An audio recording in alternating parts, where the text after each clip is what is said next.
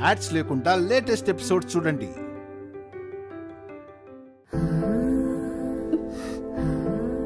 దయచేసి నన్ను ఒక్కసారి సార్ దగ్గరికి తీసుకువెళ్ళండి ప్లీజ్ సార్. దానికి నువ్వు ఇంత రిక్వెస్ట్ చేయాలను? నువ్వు ఆర్య గురించి ఎక్కువగా కంగారు పడుకో. తను క్షేమంగా బయటకు వస్తాడు. అప్పటి వరకు సార్ని చూడకుండా ఉండలేను సార్. ప్లీజ్ సార్, నన్ను సార్ దగ్గరికి తీసుకువెళ్ళండి. సార్ లేకుండా నేను బతకలేను.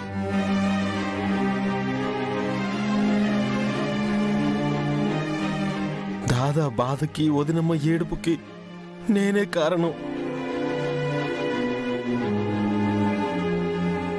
కడుపుతో ఉన్న వదినమ్మకి దాదా దూరంగా జైల్లో ఉండడానికి నేనే కారణం.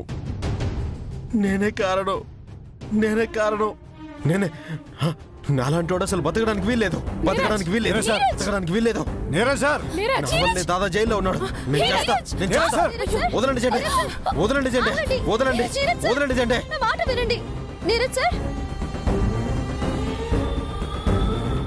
నీరజ్, ఏంటి నువ్వు చేస్తున్న పని? వదలండి, నేను చచ్చిపోతా.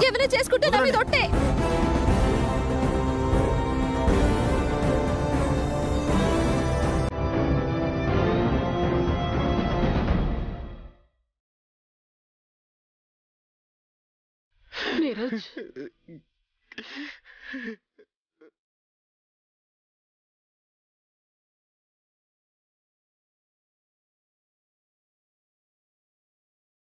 ఏంటి నీరజ్ సార్ ఈ పిచ్చి పని? మీరిలా చేస్తే ఆర్య సార్ చేసిన త్యాగానికి అర్థం ఉండదు. మొదటి నుంచి కూడా ఆర్య సార్ ఏం చేసినా మీకోసమే చేశారు. మీరు బాగుండాలని, మీరు ఎదగాలని, సక్సెస్ అవ్వాలని తాపత్రయపడ్డారు. ఇప్పుడు కూడా మీకోసమే జైల్లో ఉన్నారు. దేనికి చెప్పండి? మీకే హాని జరగకూడదనే కదా. అలాంటిది మీరిలా చేస్తూ ఉంటే సార్ ఎంత బాధపడతారో ఆలోచించారా? దయచేసి ఓపికగా ఉండండి. ఆర్య సార్ ఏ సమస్యనైనా పరిష్కరించగలరు. దీని నుంచి కూడా బయటపడగలరు. అందుకే అందరం సార్కి సపోర్ట్గా ఉండాలి.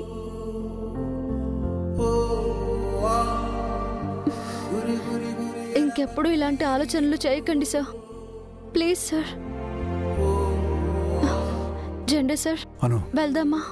అలాగే. మాన్సి మేడం, నీరజ్ సార్ జాగ్రత్త. వస్తానత్తమ్మా. జాగ్రత్త సార్. వెళ్ళొస్తామా?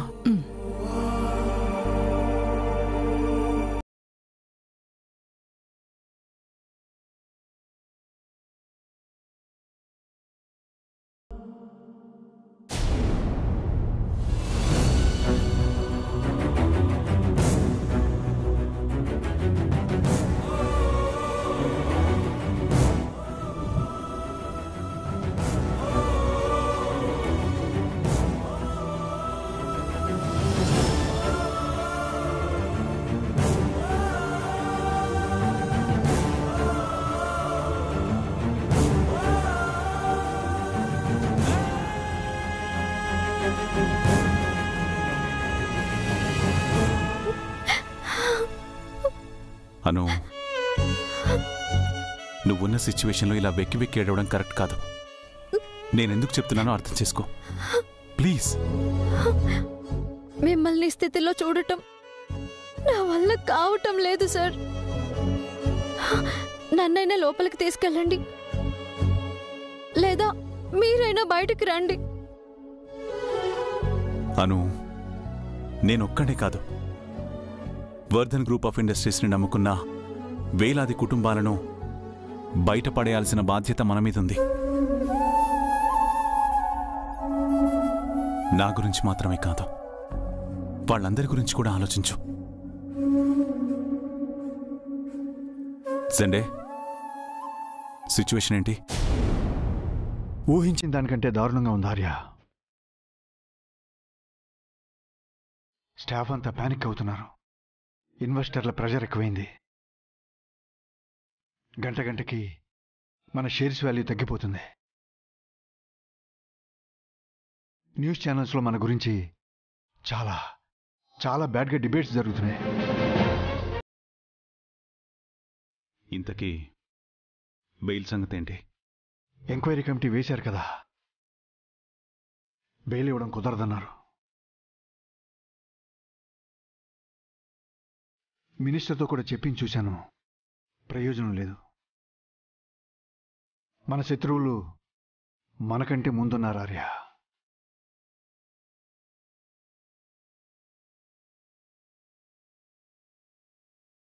నేను ఎలాగైనా జైలు నుంచి బయటికి రావాల్సింటే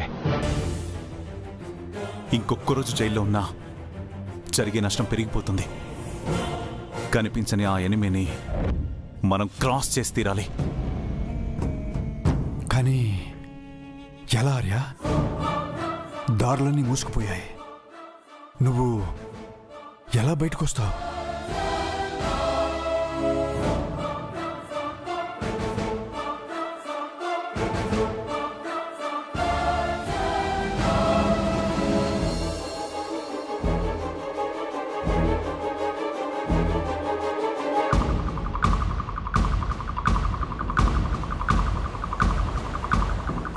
నేను బయటికి రావాలంటే ఒకే ఒక్క దారుంది జెండే. ఏంటార్య అది?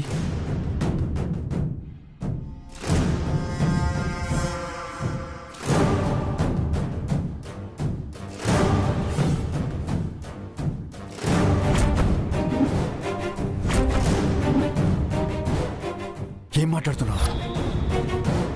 ఈ ప్రాబ్లం నుంచి బయటపడాలంటే ఇదొక్కటే సొల్యూషన్ జెండే.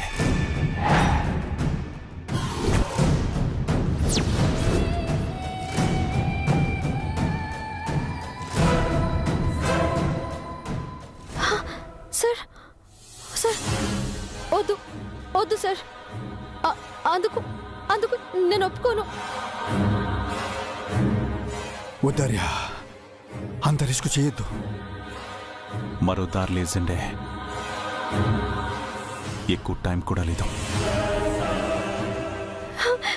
ఏం మాట్లాడుతున్నారు సార్? ఏది పోయినా సంపాదించుకోవచ్చు, కానీ కానీ ప్రాణం పోతే తిరిగి వస్తుందా? నమ్మకమే ప్రాణమను. నిన్నటి వరకు మనల్ని నమ్ముకొని వేలాది కుటుంబాలు నిశ్చింతగా ఉన్నాయి. ఈరోజు వాళ్లలో భయం మొదలైంది, నమ్మకం సడలిపోతుంది. సార్, ఇప్పుడు నేను రిస్క్ చేయకపోతే వాళ్ళ నమ్మకం పూర్తిగా చచ్చిపోతుంది. అప్పుడు నేను బతికిన ఉపయోగం ఉండదు. సార్, నువ్వు చెప్పే రిస్క్లో నువ్వు బ్రతికే ఛాన్స్ ఓన్లీ 1% ఉందార్య. నాకు 100% హోప్ ఉంది జెండే. నాకు లేదు సార్, నేను అంగీకరించను. కాస్త మాత్రానికి నేను తట్టుకోలేకపోతున్నాను సార్. సార్, దయచేసి నా మాట వినండి సార్. వేరే వేరే దారి వెతుకుతాం. అను, ఎమోషనల్ అవ్వకుండా, ఇష్యూని పర్సనల్గా తీసుకోకుండా బాగా ఆలోచించాను. లేదు సార్. ప్రతి నెల మనం ఇచ్చే శాలరీస్తో ప్రత్యక్షంగా కొన్ని వేల కుటుంబాలు బతుకుతున్నాయి. పరోక్షంగా కొన్ని వందల కుటుంబాలు పిల్లల చదువుల కోసమని, వాళ్ల పెళ్లిళ్ల కోసమని, సొంతిల్లు కోసమని, కలల్ని నిజం చేసుకుందామని వాళ్ల కష్టార్జితాన్ని షేర్ల రూపంలో మన కంపెనీలో పెట్టుబడిగా పెట్టారు.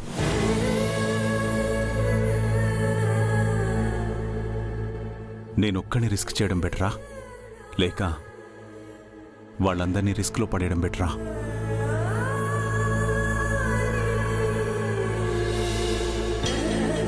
అను, నువ్వొక బేబీని క్యారీ చేస్తున్నావు. రేపు నీ డెలివరీ కూడా రిస్కే. ప్రసవం స్త్రీకి పునర్జన్మ అంటారు. నువ్వు రిస్క్ తీసుకోకపోతే మన బేబీ బయట ప్రపంచం చూడలేదు. ఇప్పుడు నేను రిస్క్ తీసుకోకపోతే మనల్ని నమ్ముకున్న వాళ్ళు బయటపడలేరు.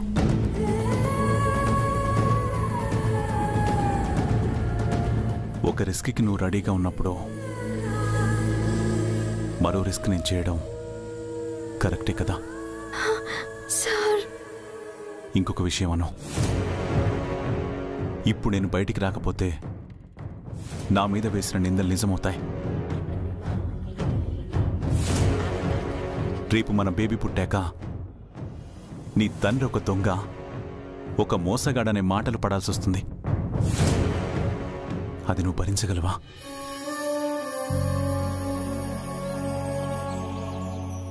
చెప్పను.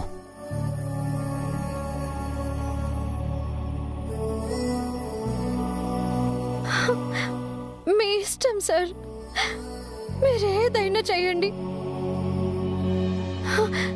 కానీ మీరు మీరు నాకు కావాలి. మీరు నాకు మిగలాలి. మీరే లేకపోతే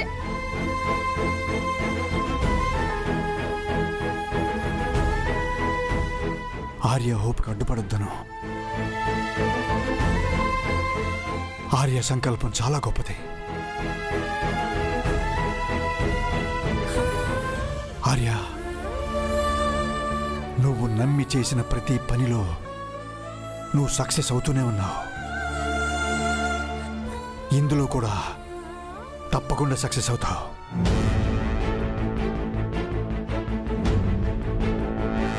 జాగ్రత్త Arya. Take care. Get ready Sunday. నేను వెళ్తున్నాను. సార్,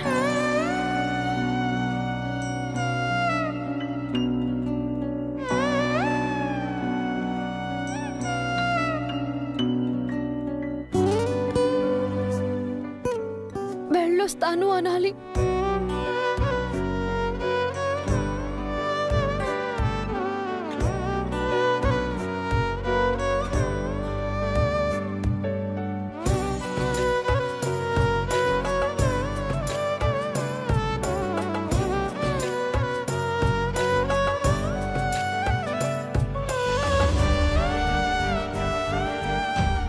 వెళ్ళొస్తాను.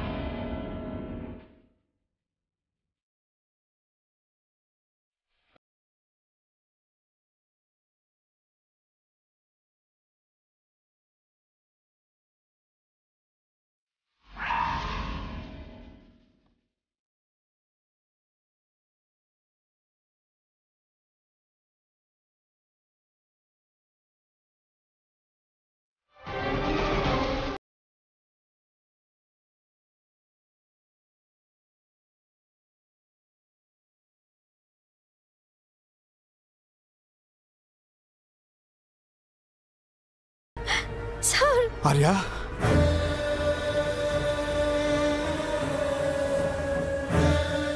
Doctor doctor doctor, Arya.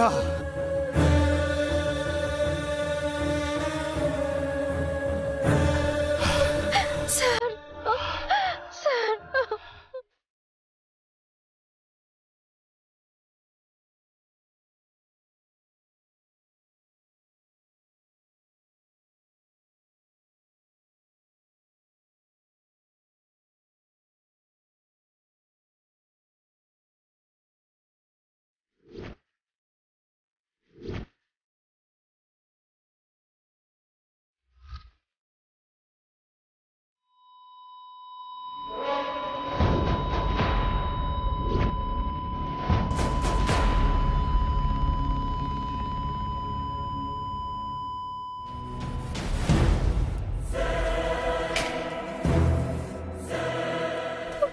Keshava, అత్తమ్మా, ఆరికేమైంది? వదినమ్మా, ఏం జరిగింది?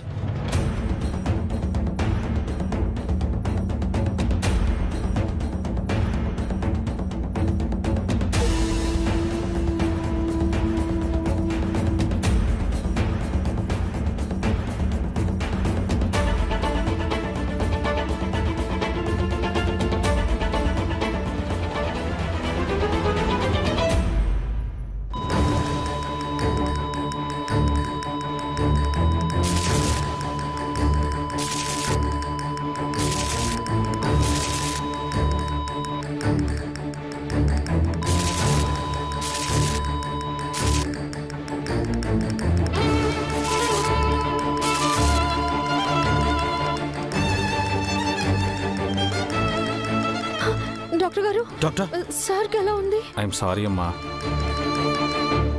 హై వోల్టేజ్ పవర్ బాడీలో పాస్ అయింది. బాడీ అంతా ప్యారలైజ్ అయింది.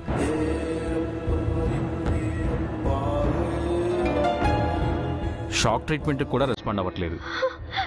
Almost he's in coma.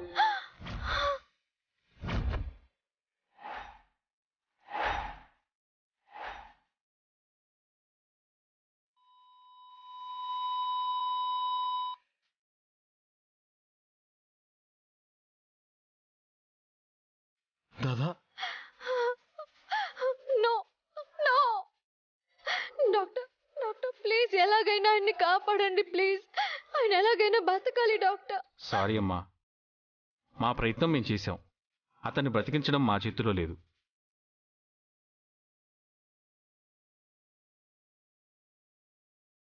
ప్రస్తుతానికి వెంటిలేటర్ మీద ఉన్నారు. ఆ లైఫ్ సపోర్ట్ తీసేస్తే సస్టైన్ అవుతారో లేదో తెలియదు.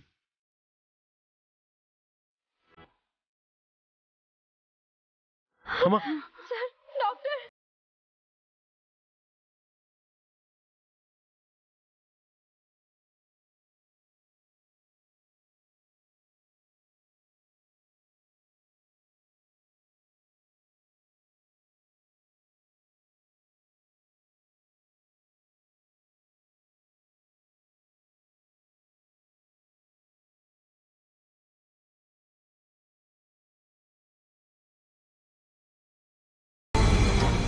చెప్పు సార్, అర్జెంటుగా న్యూస్ చూడండి సార్, మీకు మ్యాటర్ అర్థమవుతుంది. న్యూసా? Breaking news.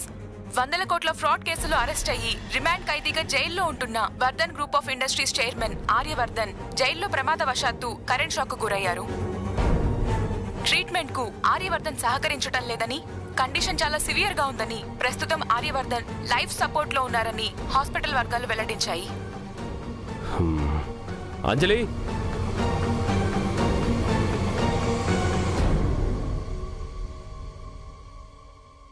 ఏంటి బ్రో? ఇచ్చుడు.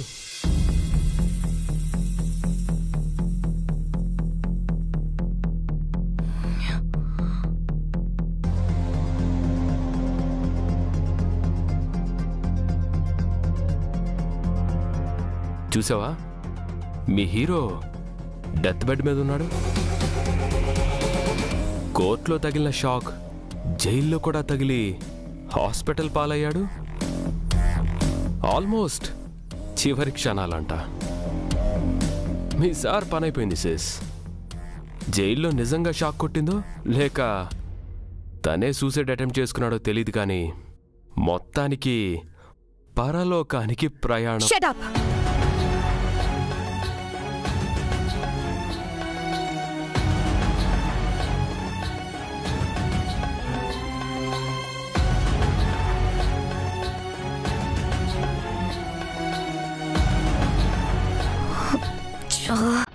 నీరజ్ కూడా ఫోన్ లిఫ్ట్ చేయట్లేదండి.